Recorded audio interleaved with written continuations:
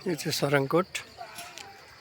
हामी चाहिँ पाँचमुखे गणेशजीको मूर्ति हेर्नलाई यसो जाँदैछौँ। यहाँ चाहिँ ठाडै उकालो बाटो रहेछ।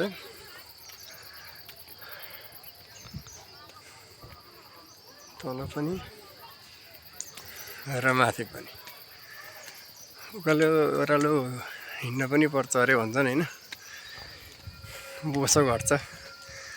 आफ्नो त शरीरमा बोसै छैन, हड्डी घट्ने कुरो भएन र पनि हिँडिन्छ होइन त गाइज। माथि चाहिँ गणेशजीको मूर्ति यस्तो छ अरे। यही चाहिँ हामी लाइभ के भन्छन् अब आँखाले हेर्ने त आँखाले हो, लाइभ हेर्न जाँदैछौँ। अझै हटन्नै अब लगभग आइपुग्न आँटेको अवस्था भन्ने कुरो हो। त्यो उकालो चाहिँ गलाउने रहेछ। लगाइच हामी चाहिँ आइसकेका छौँ अब ट्याक्क।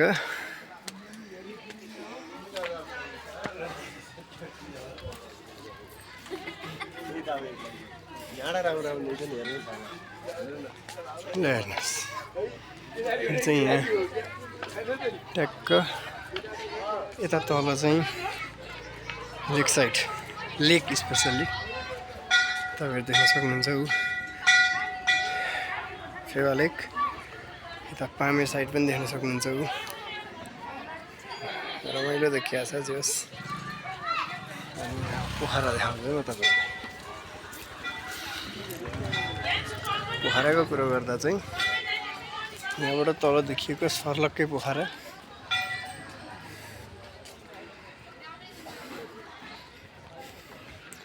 लगाइ चाहिँ यहाँ त उडे जस्तो फिल हुन्छ त हौ। सर्लक्कै ठुलो बन्दै गरेको बिल्डिङ चाहिँ सायद एउटा होटल होला जस्तो लाग्यो मलाई। यो चाहिँ हाम्रो पोखरा। यहाँनिर इन्टरनेसनल एयरपोर्ट पनि देखिया छ है गाइज। यतापट्टि यो काउँ धराएर पनि देखिया छ, सेतो देख्न सक्नुहुन्छ। खै त र फाइनली अब चाहिँ तपाईँलाई मैले मूर्ति देखाउन जाँदैछु। मूर्ति चाहिँ यहाँ माथि छ। यो चाहिँ प्रवेशद्वार रहेछ, हेरिहाल्नुहोस्। यो पछाडिको म अलि माथि गएर देखाउँछु है त। Let's go. ल गाइज अब चाहिँ हामी गेटबाट माथि छिर्यौँ। यहाँ मन्दिर अलिकति चुच्चो पनि देखिसक्नु होला तपाईँहरूले। हेर्नुहोस् एकदम राम्रो मन्दिर चाहिँ यहाँ बनाइएको रहेछ। यो जुत्ता चप्पल खोल्ने ठाउँ पनि रहेछ। अब मलाई चाहिँ जुत्ता चप्पलको टेन्सन छैन क्या। अघि त हिलोमा गाडिएर आधाउधी त हिलामै भयो जुत्ता, त्यसले गर्दा छि भनेर कसैले चोरेर लाने डर भएन होइन, बिन्दास। यो मन्दिर चाहिँ साह्रै राम्रो लाग्यो। हेर्नुहोस् यसो माथि चढेर नि हेरिदिनु न त।